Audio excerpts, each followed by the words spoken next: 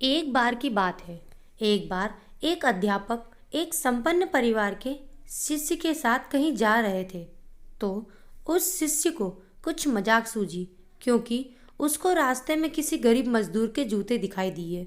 उसने अध्यापक से कहा, गुरुजी, अगर हम इन जूतों को छुपा दें तो कितना मजा आएगा।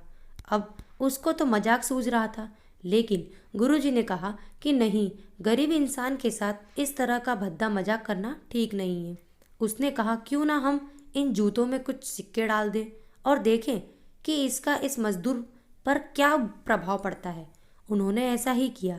जैसे ही मजदूर अपना काम करके लौटा और उसने एक पाँव अपने जूते में डाला, तो उसको कुछ कठोर सा महसूस हुआ।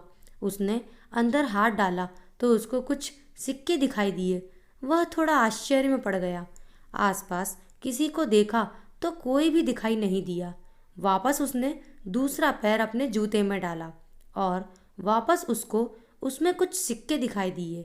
अब दोनों जूतों के सिक्कों को उसने अपने हाथों में रखा और प्रभु की तरफ इशारा किया। हे प्रभु, पता नहीं किस भले मानुस ने यह सिक्के मेरे जूते में छुपाए हैं, लेकिन जिसने भी छुपाए हैं उसको मेरी दुआ है, ताकि इन पैसों से मैं अपने बच्चों और पत्नी के लिए कुछ खाना और दवाइयाँ ला सकूँगा।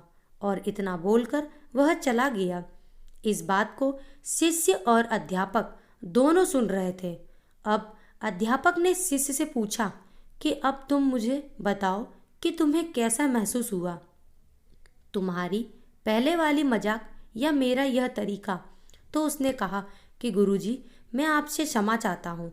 अब मुझे समझ आ गया है कि सच्ची खुशी किस चीज़ में है।